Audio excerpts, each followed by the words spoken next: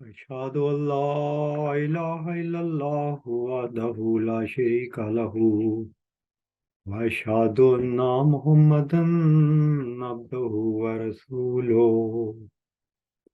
أما بعد فأعوذ بالله من الشيطان الرجيم بسم الله الرحمن الرحيم الحمد لله رب العالمين الرحمن الرحيم مالك يوم الدين إياك نعبد وإياك نستعين اهدنا الصراط المستقيم صراط الذين أنعمت عليهم غير المغضوب عليهم ولا الضالين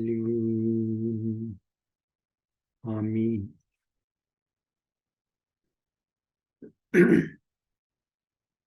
2 اپریل 1993 کو حضرت عبدالغفار جمبا صاحب نے اپنا پہلا خط جماعت کے سربراہ مرزا طاہر احمد صاحب کو لکھا،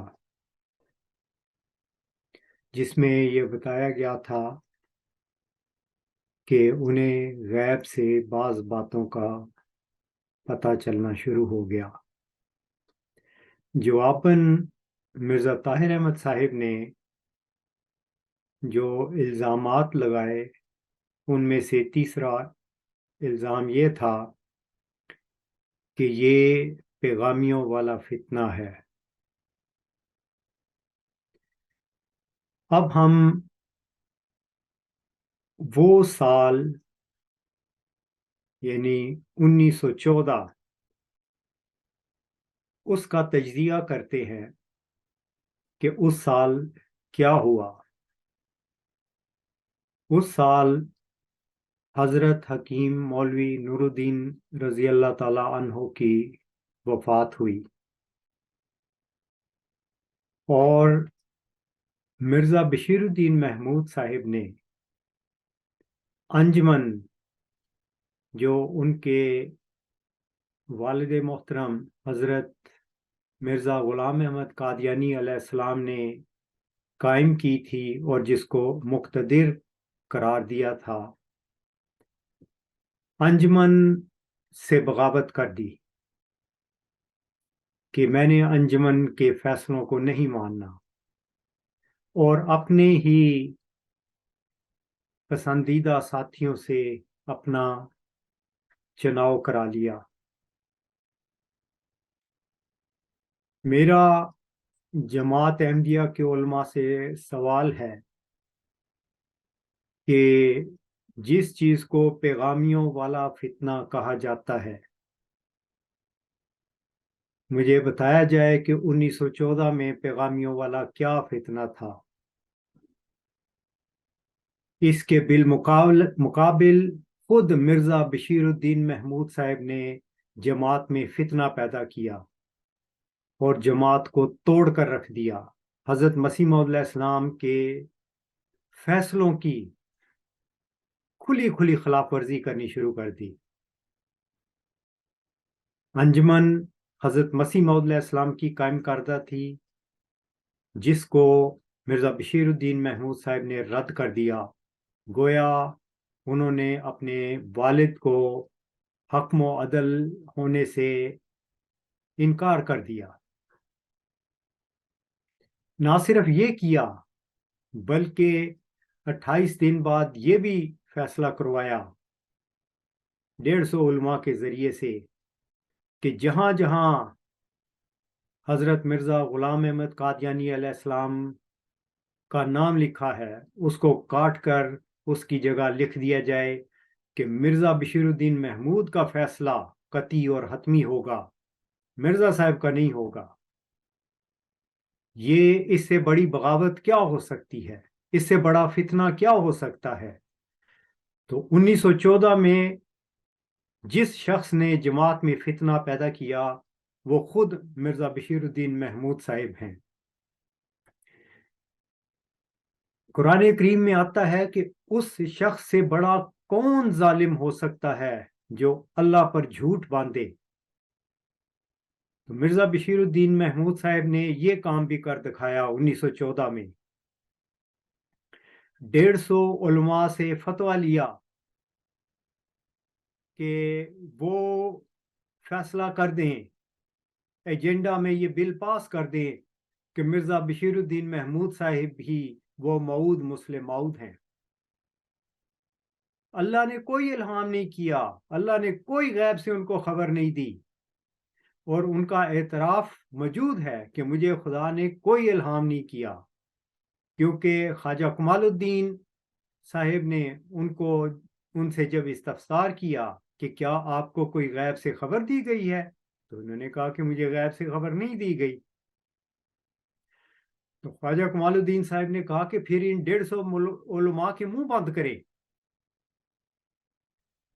یہ قرآن کریم کی آیت ان پر صادق آتی ہے کہ اس شخص سے بڑھ کر ظالم کون ہو سکتا ہے جو اللہ پر جھوٹ باندھے.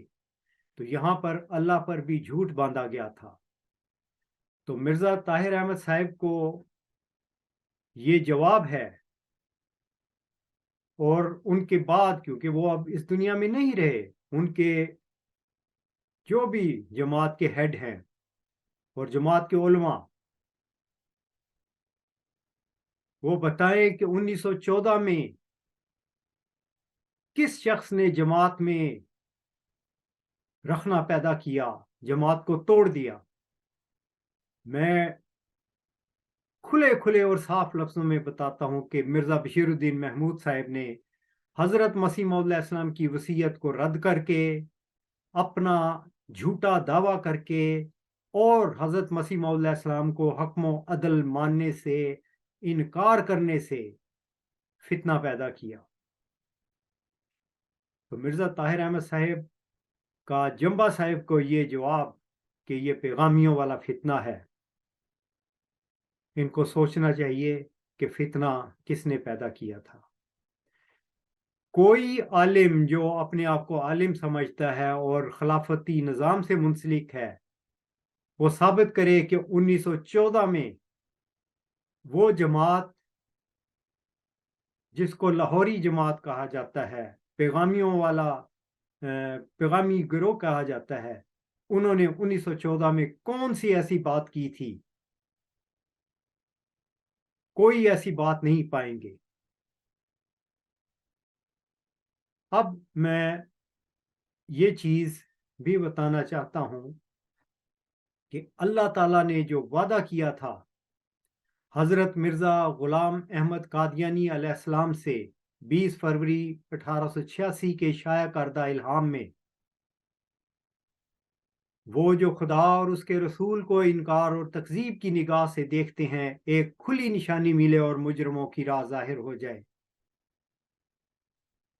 ہم دیکھتے ہیں کہ جب 2 اپریل 1993 کو حضرت عبدالغفار جمبا صاحب کا خط مرزا طاہر احمد صاحب کو ملا، تو اگست میں وہ بڑا جلالی خطبہ دے رہے ہیں اپنی طرف سے کہ تم مرو گے، تمہاری نسلیں مریں گی، نسلوں کی نسلیں مریں گی، تم قیامت تک کسی مجدد کا منہ نہیں دیکھو گے. یہ ہے جو جماعت کو گمراہی کے رستے پہ مرزا طاہر احمد صاحب نے ڈال دیا.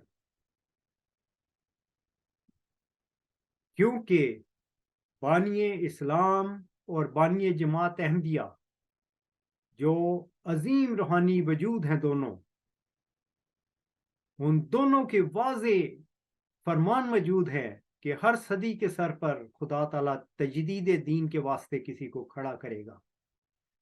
اور مرزا طاہر احمد صاحب ممبر رسول پر کھڑے ہو کر مسیح موعود کے خلیفہ کا دعویٰ کر کے ان کے فرمودات کے خلاف بیانات دے رہے ہیں، اور یہ بیانات خود قانون قدرت کے خلاف ہے.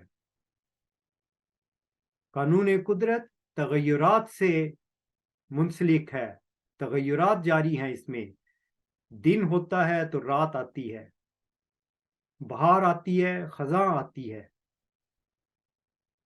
ہم پیدا ہوتے ہیں فوت ہو جاتے ہیں. روحانی دنیا میں بھی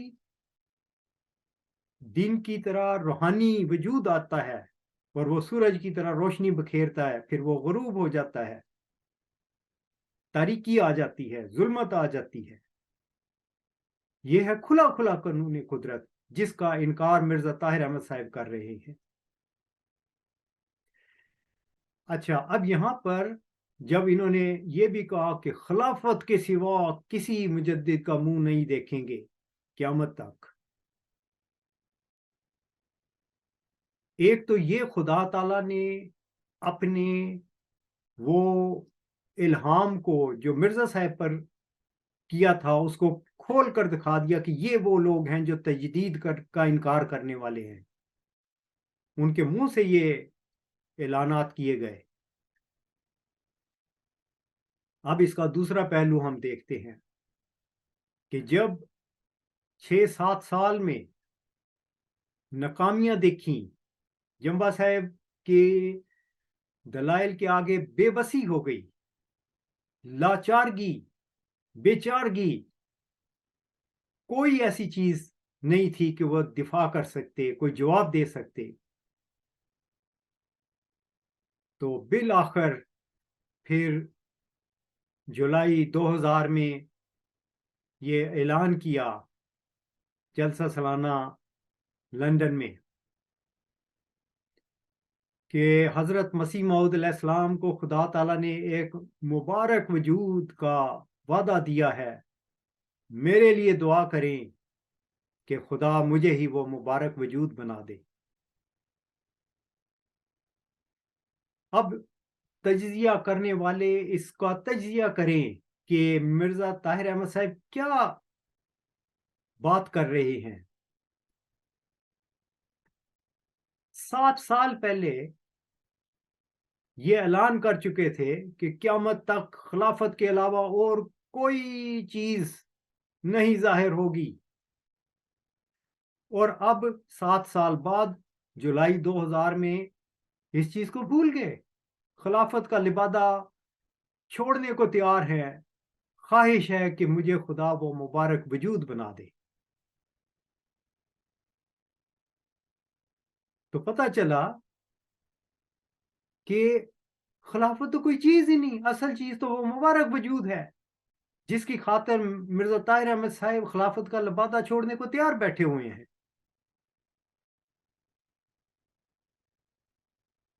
تو یہاں پر بھی خدا تعالیٰ نے انہی کے منہ سے ان کی اندرونی حالت ظاہر کر دی اور ان کے متضاد بیانات سامنے رکھ دیے. یہ کھلی کھلی نشانیاں ہیں. یہ کھلی نشانی بڑے پہلوؤں سے ہے. اس سے یہ بھی پتہ چلتا ہے کہ وہ مبارک وجود مرزا طاہر احمد صاحب اچھی طرح جان چکے ہیں کہ وہ ظاہر نہیں ہوا. ان کے والد صاحب نے جو دعویٰ کیا تھا وہ جھوٹا دعویٰ تھا، وہ مبارک وجود ہیں ہی نہیں. لیکن کھل کے بات نہیں کرتے، پردوں میں رہ کر بات کرتے ہیں تاکہ سچائیاں نہ سامنے آ جائیں، ان کا بھی معاملہ ڈھکا رہے اور میں بھی وہ مبارک وجود بن جاؤں. ایسے نہیں ہوتا. خدا تعالیٰ نے کہا تھا کہ میں کھلی کھلی نشانیاں دوں گا، اور یہ خدا کھلی کھلی نشانیاں دکھلا رہا تھا. اور یہ ایسی چیزیں بھی نہیں تھیں جو کسی کی دعاؤں سے ٹل جاتی، جیسے کہ یہ کہہ رہے ہیں کہ میرے لیے دعا کرے، ساری جماعت دعاؤں میں لگ جاتی.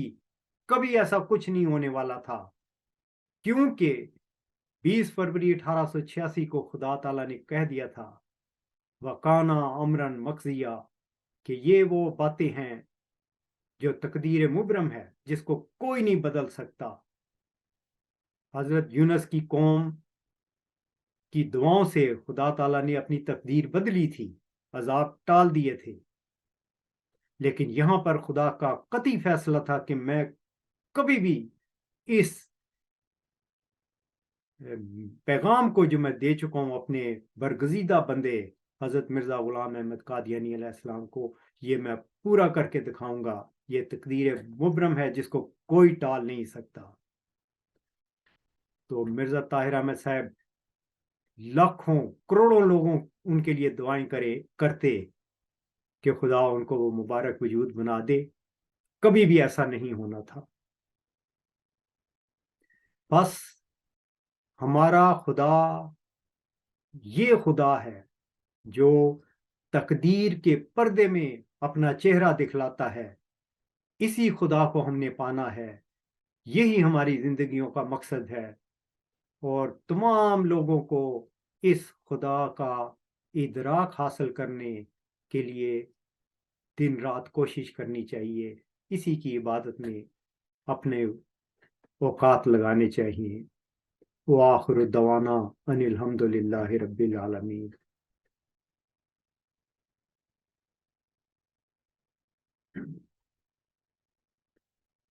الحمد للہ نحمده ونستعینه ونستغفره ونؤمن به ونتوکل علیہ ونعوذ باللہ من شرور انفسنا ومن سیئات اعمالنا من يهد الله فلا مضل له ومن يضلل فلا هادي له ونشهد ان لا اله الا الله ونشهد ان محمدا عبده ورسوله.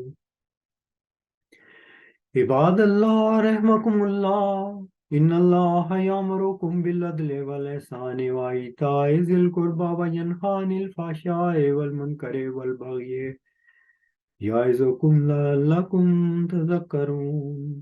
اذکروا اللہ یذکرکم وادعوہ یستجب لکم ولذکر اللہ اکبر.